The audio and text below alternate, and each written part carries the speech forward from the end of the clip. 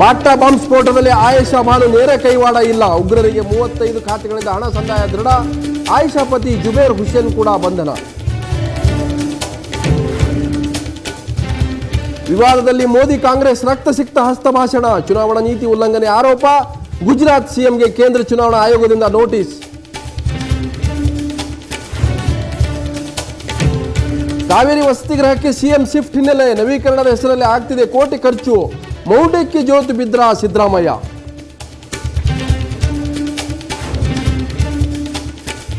ಶ್ರೀ ಸಿದ್ದರಾಮೇಶ್ವರ ಚರಿತ್ರೆ ಅನುವಾದ ಕೃತಿಯನ್ನು ನಿಷೇಧಿಸಿ ವಿವಾದಿತ ಕೃತಿಯನ್ನು ನಾಶಗೊಳಿಸದಿದ್ದರೆ ರಾಜ್ಯಾದ್ಯಂತ ಹೋರಾಟ. ಬೀದರ್ನಲ್ಲಿ ವಿವಿಧ ಮಠಾಧೀಶರ ಆಗ್ರಹ.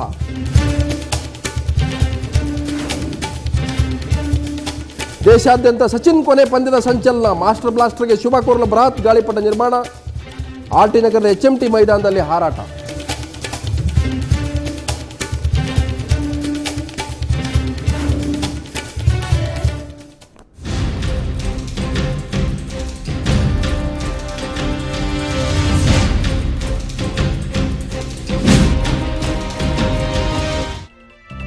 ನ್ಯೂಸ್ ವರೆಗೆ ಸ್ವಾಗತ. ನಾನು ಲಕ್ಷ್ಮಣ್ ಹೂಗಾರ್. ಸಿಎಂ ಕಾವೇರಿಗೆ ಕೋಟಿ ರೂಪಾಯಿ ಅನ್ನುವಂಥ ಇವತ್ತಿನ ಚರ್ಚೆಯ ವಿಷಯ.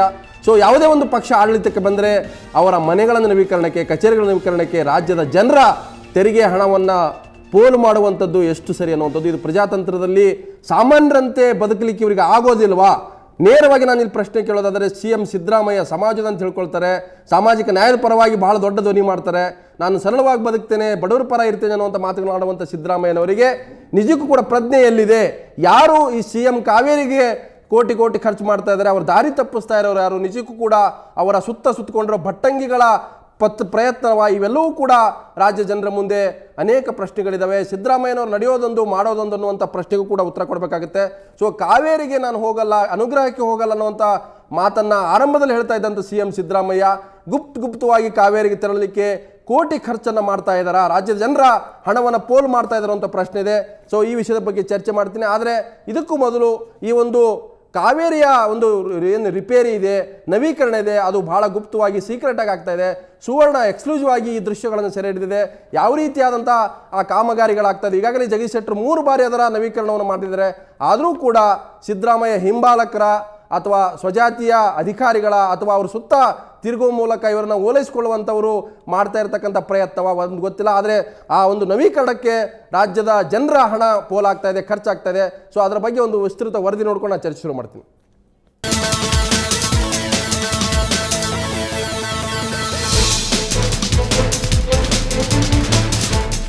ಸಿಎಂ ಸಿದ್ದರಾಮಯ್ಯ ರಾಜ್ಯದ ಮುಖ್ಯಮಂತ್ರಿಗಳಾಗಿ 6 ತಿಂಗಳುಗಳಾಗಿವೆ.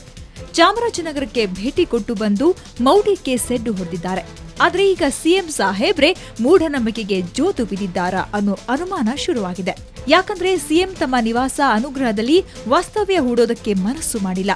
ಕಾವೇರಿ ವಸತಿ ಗೃಹದಲ್ಲಿ ವಾಸ್ತವ್ಯ ಹೂಡೋಕೆ ನಿರ್ಧರಿಸಿದ್ದಾರೆ.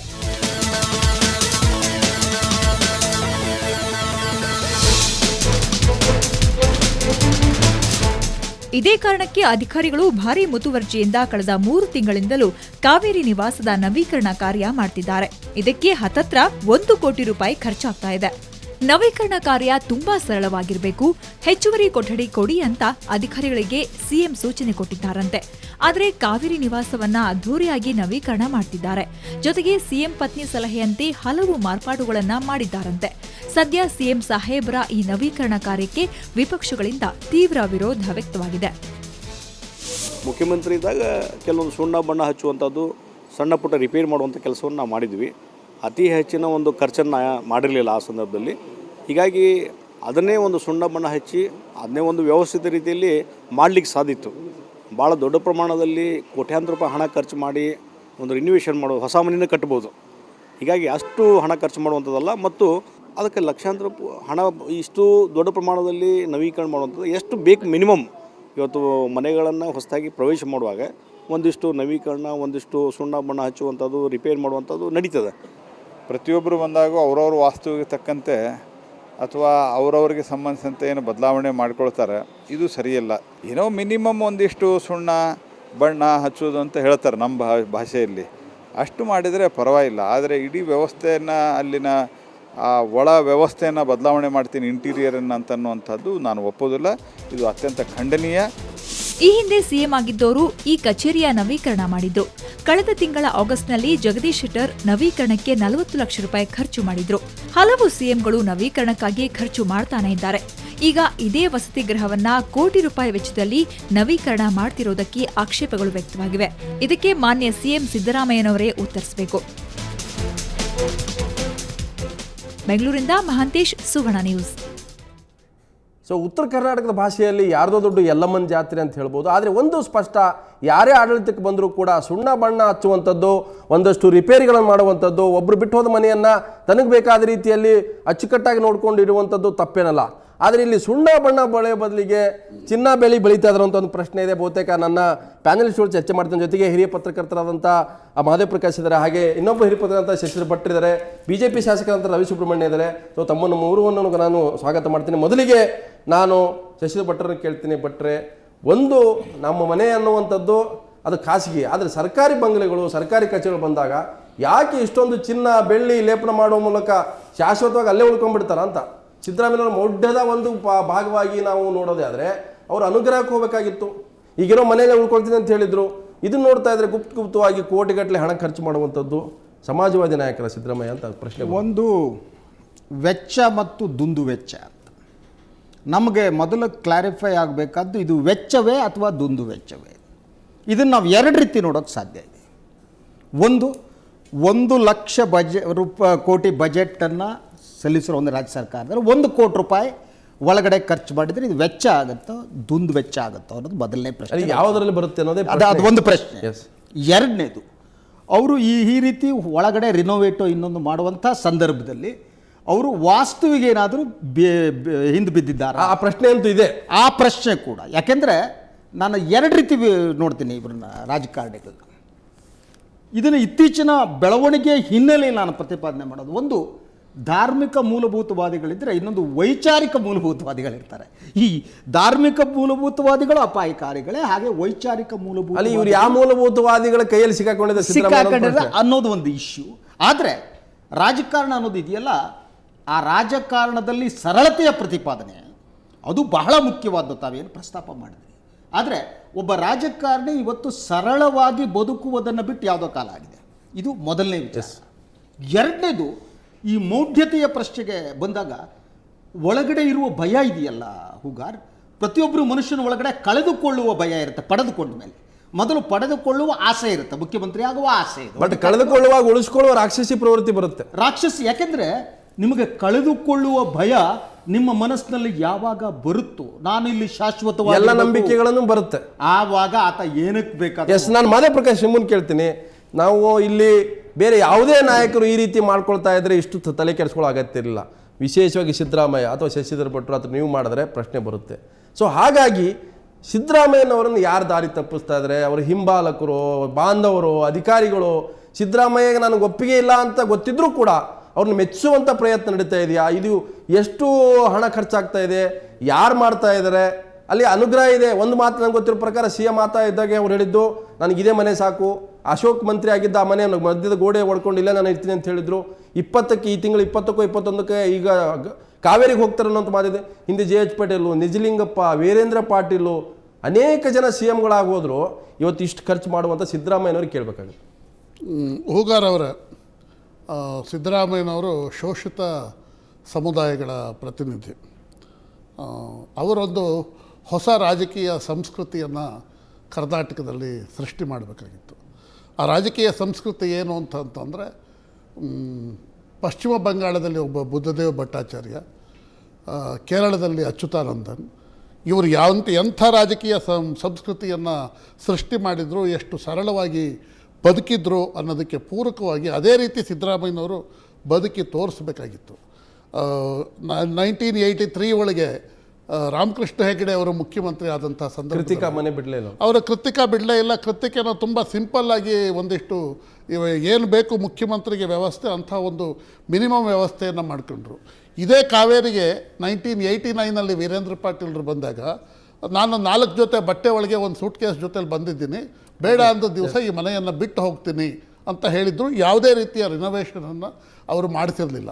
ಅದರಿಂದ ಒಂದು ದೃಶ್ಯಗಳ ನೋಡಿ ಯಾವ ರೀತಿ ಒಂದು ರೀತಿ ಸ್ವಂತ ಅದನ್ನ ಮನೆ ನೋಡಿದಾಗ ಅಲ್ಲ, ಸ್ವಂತ ಮನೆ ಶಶಿರ ಭಟ್ರೆ ನಾವು ಸ್ವಂತ ಮನೆ ಕಟ್ಟಿಸಿ ಖರ್ಚು ಮಾಡ್ತೀವಲ್ಲ ಆ ರೀತಿ.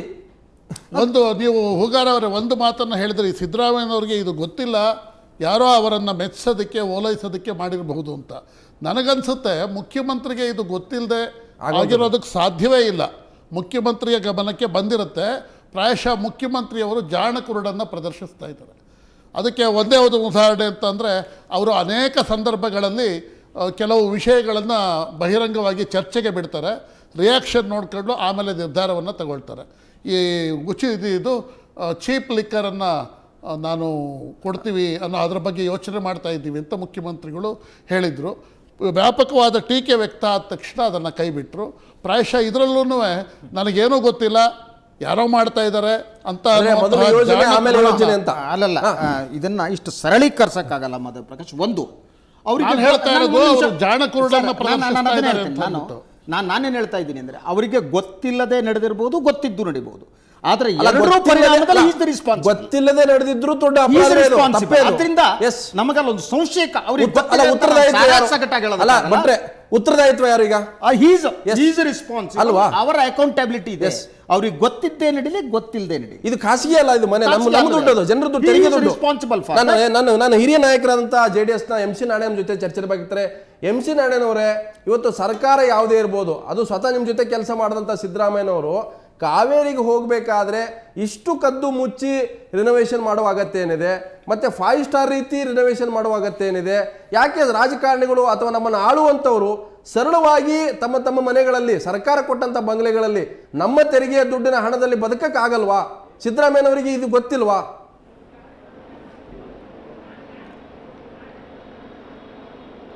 ನೋಡಿ, ಖಂಡಿತವಾಗಿಯೂ ನಾನು ನಿಮ್ಮ ಮಾತನ್ನು ಒಪ್ತೀನಿ.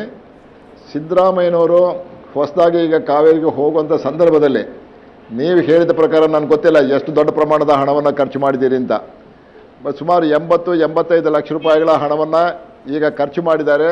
ಕೇವಲ ಕಾವೇರಿ ಅಂತ ಹೇಳ್ತಾ ಇರ್ತಕ್ಕಂಥ ಭಾಳ ದೊಡ್ಡದಾಗಿರ್ತಕ್ಕಂಥ ಗ್ರಹ, ಆ ದೊಡ್ಡದಾಗಿರ್ತಕ್ಕಂಥ ಗ್ರಹವು ಚೆನ್ನಾಗಿದೆ ಅಂತ ಹೇಳ್ತಾ ಇರ್ತಕ್ಕಂಥ ಎಲ್ಲರಿಗೂ ಗೊತ್ತಿರ್ತಕ್ಕಂಥ. ಆದರೆ ಹೊಸದಾಗಿ ಶ್ರೀಮಾನ್ ಸಿದ್ದರಾಮಯ್ಯನವರು ಆ ಕಾವೇರಿ ಗ್ರಹಕ್ಕೆ ಹೋಗ್ತಾ ಇರ್ತಕ್ಕಂಥ ಸಂದರ್ಭದಲ್ಲಿ ಮೂಲಭೂತವಾಗಿ ಬೇಕಾಗಿರ್ತಕ್ಕಂಥ ಕೆಲವು ಸೌಕರ್ಯಗಳಿದ್ದರೆ ಅಥವಾ ಕೆಲವು ಸೌಕರ್ಯಗಳು ಇಲ್ಲದೆ ಹೋದರೆ ಅಂಥ ಸೌಕರ್ಯಗಳನ್ನು ಕಲ್ಸ್ಕೊಳ್ಳಿಕ್ಕಿರ್ತಕ್ಕಂಥದ್ದಕ್ಕೆ ಬಹುಶಃ ಆ ಕೆಲಸವನ್ನು, ಕಾಮಗಾರಿಯನ್ನು ಮಾಡ್ತಾ ಇರ್ತಕ್ಕಂಥದ್ದು ಖಂಡಿತ ಯಾರ್ದು ಅಡ್ಡಿ ಇಲ್ಲ.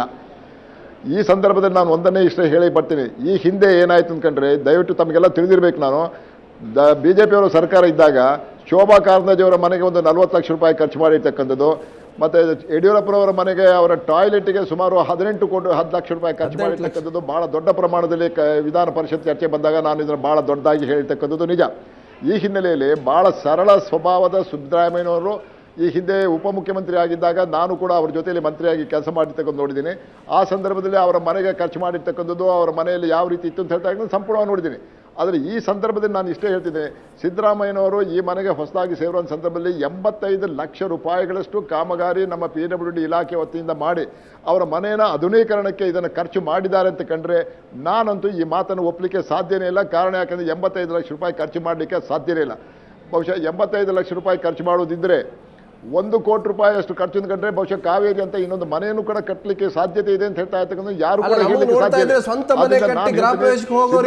ಗೊತ್ತಿದ್ದೇ ಮಾಡಿದ್ದಾರೆ ಅಂತ ಹೇಳ್ತಾ ಇರ್ತಕ್ಕಂಥ ಮಾತನ್ನು ನಾನು ಆಡ್ಲಿಕ್ಕೆ ಸಾಧ್ಯ ಇಲ್ಲ. ಯಾಕೆಂದರೆ ಭಾಳ ಸಂದರ್ಭದಲ್ಲಿ ನಮ್ಮ ಇಲಾಖೆ PWD ಅಧಿಕಾರಿಗಳು ಈ ಹಣ ಎಷ್ಟು ಖರ್ಚು ಮಾಡಿದ್ದಾರೆ ಅಂತ ಅವ್ರು ತೋರಿಸ್ತಾರೆ, ಅದರಲ್ಲಿ 50% ಹಣವನ್ನು ಅವರು ಹೊಡಿತಾರೆ. ಇದು ಖಂಡಿತ ನಾನು ಹೇಳ್ತಾ ಇದ್ದೀನಿ. ಆದ್ದರಿಂದ ಬಹುಶಃ ಮುಖ್ಯಮಂತ್ರಿಗಳು ಹೋಗ್ತಾ ಇದ್ದಾರೆ, ಅವರಿಗೆ ಭಾಳ ಚೆನ್ನಾಗಿ ಕೆಲಸವನ್ನು ಮಾಡಬೇಕಾಗತ್ತೆ ಅಂತ ಹೇಳ್ತಾ ಇರ್ತಕ್ಕಂಥ ಪರಿಸ್ಥಿತಿಯ ನೆಪದಲ್ಲಿ ಎಲ್ಲಾದರೂ ಈ ಥರ ಮಾಡಿದ್ರೆ ನಾನು ನೇರವಾಗಿ ಮುಖ್ಯಮಂತ್ರಿನ ಕೇಳ್ತಾ ಇದ್ದೀನಿ, ಬಹುಶಃ ಇದು ಸತ್ಯ ಆದರೆ ನಿಜವಾಗಿ ಇದಕ್ಕೆ 85 ಲಕ್ಷ ರೂಪಾಯಿ ಖರ್ಚು ಆಗಿದೆ ಅಂತ ಆದರೆ ನಾನು ಹೇಳ್ತೀನಿ, ನೀವು ಕೂಡಲೇ ಇದನ್ನು ತನಿಖೆಗೆ ಆದೇಶ ಮಾಡಲೇಬೇಕಾಗತ್ತೆ. ಮತ್ತು ತನಿಖೆಗೆ ಆದೇಶ ಮಾಡಿ ಇಷ್ಟು ದೊಡ್ಡ ಪ್ರಮಾಣದ ಹಣವನ್ನು ಖರ್ಚು ಮಾಡ್ತಾ ಇರ್ತಕ್ಕಂಥ ಪರಿಸ್ಥಿತಿಯನ್ನು ನಿರ್ಮಾಣ ಮಾಡ್ತಾ ಇದ್ದ ಸಂದರ್ಭದಲ್ಲಿ ಅಷ್ಟು ದೊಡ್ಡ ಪ್ರಮಾಣದ ಹಣ ಖಂಡಿತವಾಗಿ ಖರ್ಚು ಆಗಿರೋದಿಲ್ಲ. ಪರಿಷತ್ತಿನಲ್ಲಿ ಒಂದು ಖಾಸಗಿ ವಿಧೇಯಕವನ್ನೇ ಮಾಡಿದ್ದೇನೆ. ಸರ್ಕಾರಿ ಮನೆಗಳಲ್ಲಿ ಯಾರು ವಾಸ ಮಾಡ್ತಾರೆ, ಸರ್ಕಾರಿ ಕಚೇರಿಗಳು ಯಾರಿರ್ತಾರೆ, ಅವ್ರು ಯಾರು ಗೋಡೆಗಳನ್ನು ಒಡೆಯೋದು, ಕಿಟಿಕಿಗಳನ್ನ ಬದಲಾವಣೆ ಮಾಡೋದು, ವಾಸ್ತುರೇಪದಲ್ಲಿ ಹೋಮ ಹವನಗಳನ್ನು ಮಾಡ್ತಾ ಇರ್ತಕ್ಕಂಥದ್ದು ಮತ್ತು ಉತ್ತಮವಾಗಿರ್ತಕ್ಕಂಥ ಕಟ್ಟಡಗಳ ಬಾಗಿಲನ್ನು ಚೇಂಜ್ ಮಾಡ್ತಾ ಇರ್ತಕ್ಕಂಥ ಈ ಕೆಲಸವನ್ನು ಮಾಡಬಾರ್ದು ಅಂತೇಳಿ ಒಂದು ಖಾಸಗಿ ವಿಧೇಯಕವಂತಂದು ಅದನ್ನು ವಿಧೇಯಕ ರೂಪದಲ್ಲಿ ತರಬೇಕು ಅಂತ ಹೇಳ್ತೀನಿ. ಅದು ಇನ್ನೂ ಕೂಡ ವಿಧೇಯಕ ವಿಧಾನ ಪರಿಷತ್ನಲ್ಲಿದೆ, ಮುಂದೆ ಬರ್ತಾ ಇರ್ತಕ್ಕಂಥ ಅಧಿವೇಶನದ ಅದು ಚರ್ಚೆಗೆ ಬರ್ತಾ ಇದೆ. ಈ ಹಿನ್ನೆಲೆಯಲ್ಲಿ ಇಷ್ಟೇ ಹೇಳ್ತೀನಿ, ಸಿದ್ದರಾಮಯ್ಯನವರು ವೈಭವೀಕರಣ ಮಾಡ್ತಾ ಇರ್ತಕ್ಕಂಥ ಪರಿಸ್ಥಿತಿಯಲ್ಲಿ ಬದುಕಿದವರಲ್ಲ. ರಾಜಕಾರಣದಲ್ಲಿ ಭಾಳ ಸರಳ ಸ್ವಭಾವದಲ್ಲಿ ಬದುಕಿರ್ತಕ್ಕಂಥವ್ರು.